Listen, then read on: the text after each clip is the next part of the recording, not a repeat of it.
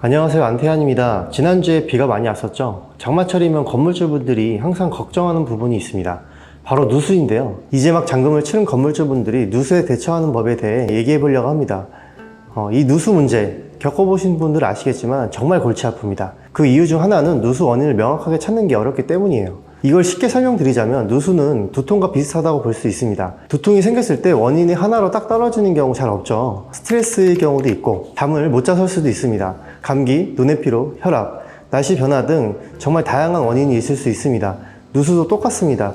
노후 배관에서 물이 새는 경우도 있고 외벽이나 옥상 방수층이 손상됐을 수도 있고 창문 틈이나 실리콘 균열, 인적 건물 공사로 인한 진동, 내부 인테리어 시공 불량 등 눈에 보이는 것과 실제 누수 지점이 다른 경우도 많고요. 결국 원인을 특정하기 쉽지 않다는 거죠. 자, 이렇게 원인을 찾기 어렵다 보니 누수가 발생하면 책임의 소재를 두고 분쟁이 끊이지 않습니다. 예를 들어 외벽으로 물이 흘러 들어왔지만 세입자가 내부 인테리어 공사를 하면서 벽에 크랙이 생겼다면 이건 과연 누구의 책임일까요? 대부분 이런 문제는 복합적인 원인이 얽혀져 있어서 딱 잘라서 누구의 책임이라고 하기 어렵습니다. 그리고 현실에서는 대부분 매수자 쪽에 입증 책임을 지게 됩니다.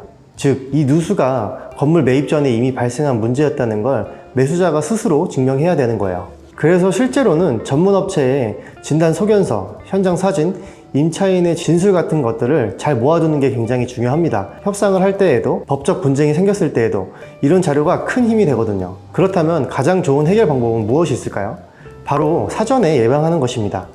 계약 단계에서부터 누수 관련 특약을 계약서에 명확하게 작성을 하고 잔금 전 누수 정합 진단을 요청을 하시면 됩니다. 잔금 치르기 전에 미리 예방조사 한 방을 만드는 셈입니다. 그럼 현실에서는 어떻게 흘러갈까요? 구축 건물, 즉 오래된 건물일수록 누수 원인이 다양하고 복합적이라 언제부터 생긴 하자냐, 누구의 책임이 있느냐를 입증하기 매우 어렵습니다. 그리고 실제 법원 판례에서는 노후 상태를 감안해 가격이 이미 반영된 것이다 라고 보는 시각도 존재합니다. 반면에 신축 건물은 잔금 전에 하자가 발생되면 비교적 책임 소재가 명확해서 해결도 수월할 편이죠. 제가 현장에서 본 실제 사례를 보면 결국 매도인과 매수인이 비용을 나눠서 공사를 하거나 서로 협의해서 마무리하는 경우가 많습니다.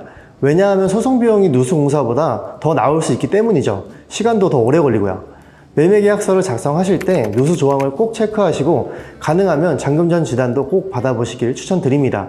이 영상은 일반적인 부동산 사례와 공인중개사의 의견을 바탕으로 드린 내용입니다. 구체적인 법적 분쟁이나 판단이 필요한 경우에는 반드시 변호사 등 법률 전문가의 자문을 받아보시길 바랍니다.